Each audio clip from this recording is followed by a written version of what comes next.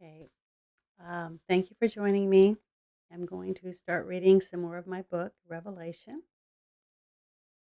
They reached the cabin after 30 minutes in the buggy. Sandra jumped down from the buggy once they reached the cabin and helped her sister down. After they were inside, Sandra waved her hand at the fireplace and the fire began to roar.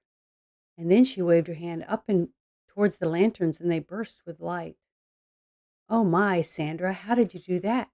Jeanette could hardly believe what she saw with her own eyes.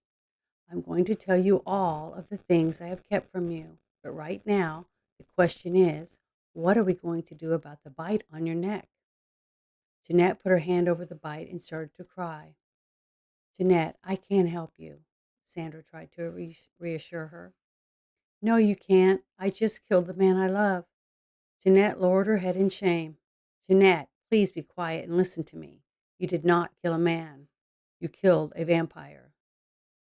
What? Jeanette responded with dismay. A vampire.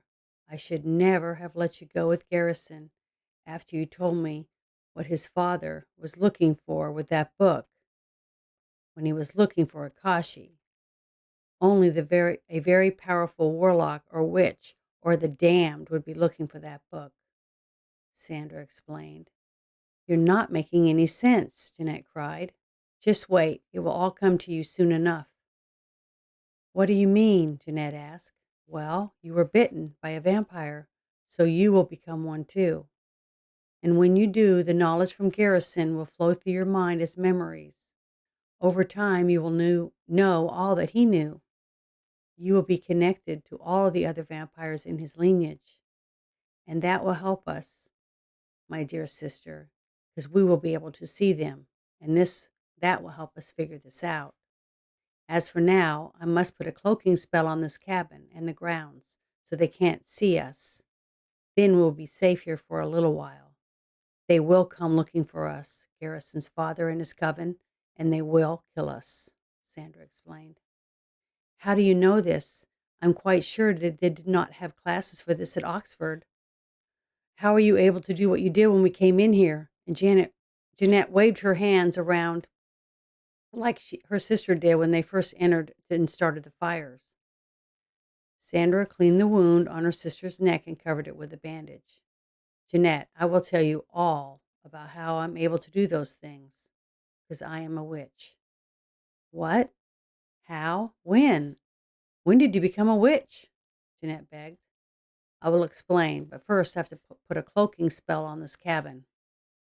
Sandra placed a very large candle in the center of the table.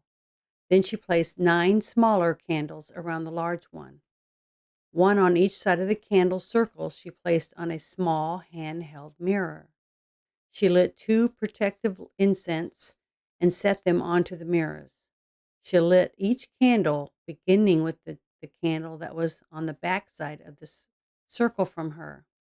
And after each candle, she recited, Lunar light, protect this dwelling. After all the candles were glowing, she picked up and held 2 larger hand mirrors, one in each hand. She raised them above her head and held them at an angle so they reflected the candle's flames as she spoke. I invoke the moon in her lunar aspect. Great moon of the lunar aspect, mistress of the seas. Great moon of the mystic night and of the mysteries. Within this place of candles bright and with your mirror nigh, protect us with your awesome might while ill vibrations fly. As Sandra recited the spell, she walked around the table, keeping the mirrors facing the candles.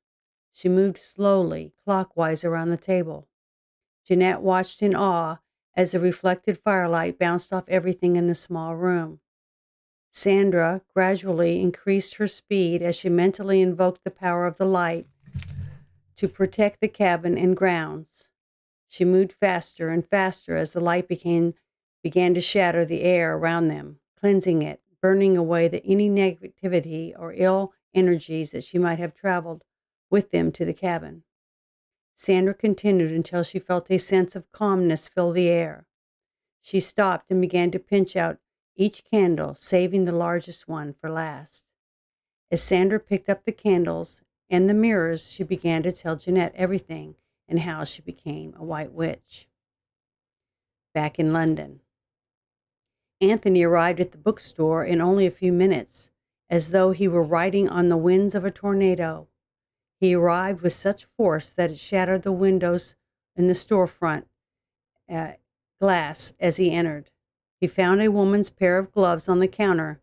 They had the letters JLS embroidered on them. He raised them to his nose so he could smell Jeanette's scent.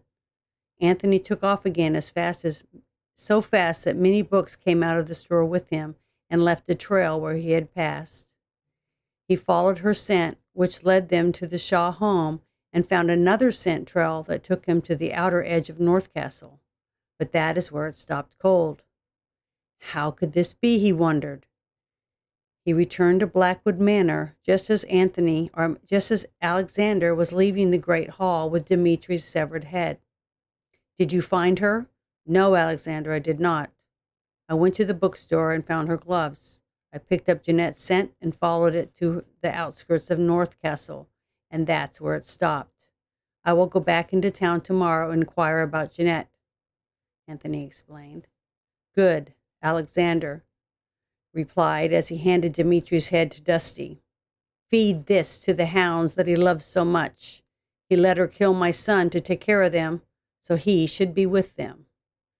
Alexander called all of his coven to the great hall. He shared the news of his son's demise and told them that he would not rest until the woman who had killed her son was found and brought back so that justice could be served. He sent out a few small groups of his best and most trusted vampires from his coven to see what they could find out.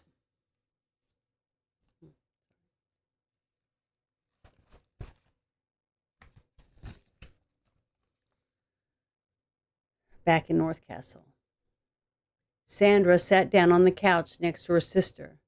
Remember the trip that I took to Paris to work at the Garnier Palace? Jeanette nodded her head. Well, I met an actress named Sarnia LaPaz. She was beautiful and very talented. After the last curtain call, I changed my clothes and told Sarnia that I would procure us a carriage to take us back to the hotel. She said that she would be along in a moment. She was talking to the director, Ormond.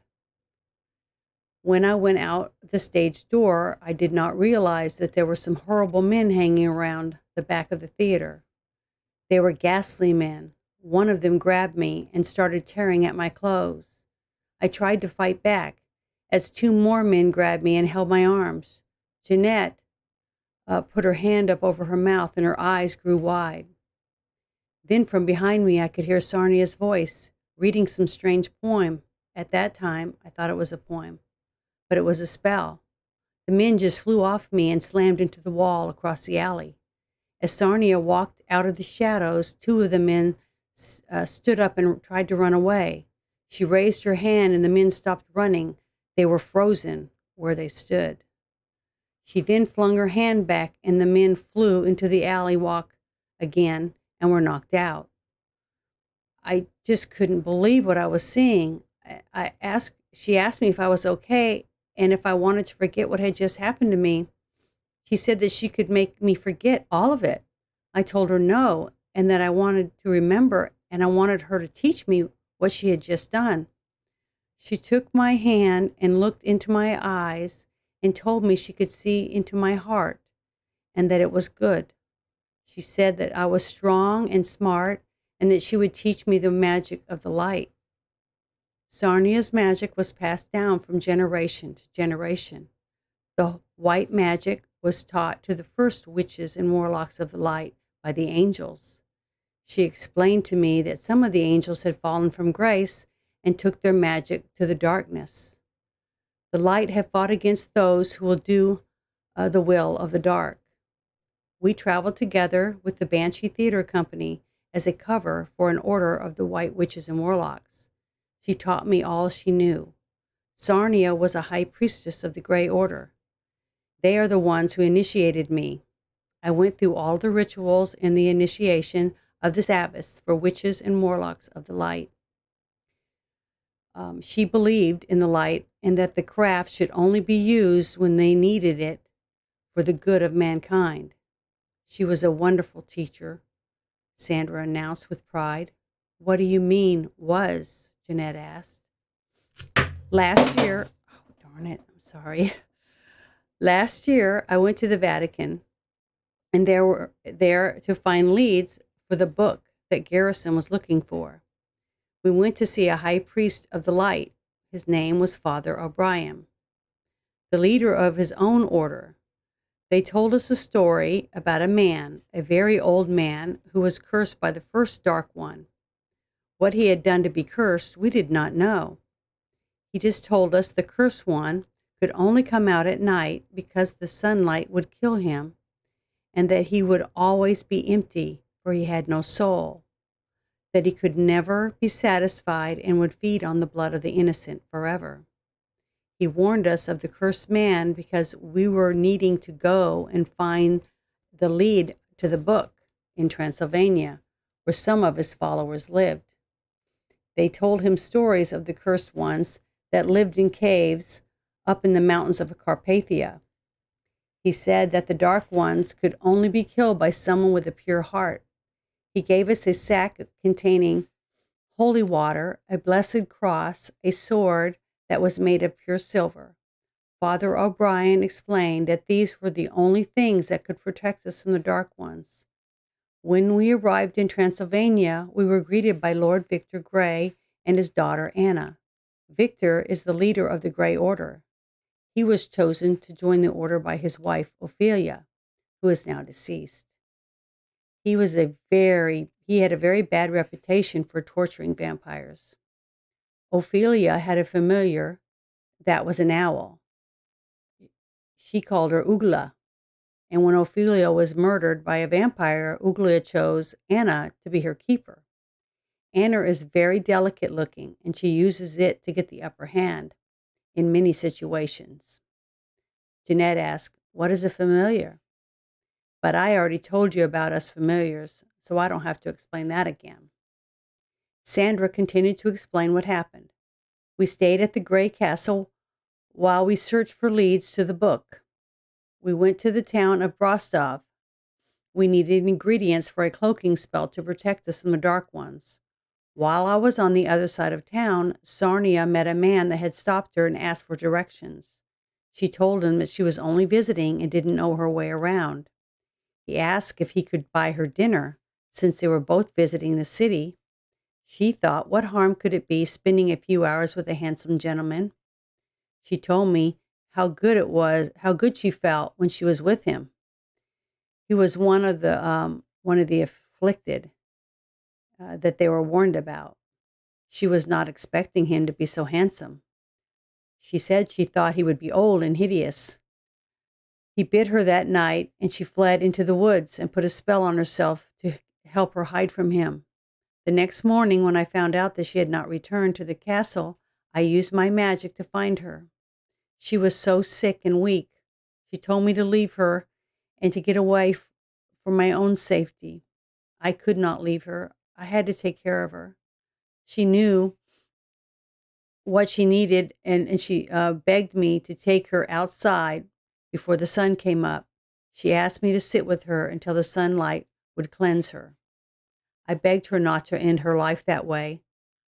I knew that somehow we could fix this. She explained to me that the only way to cure her from this curse was in Akashi, the ancient book.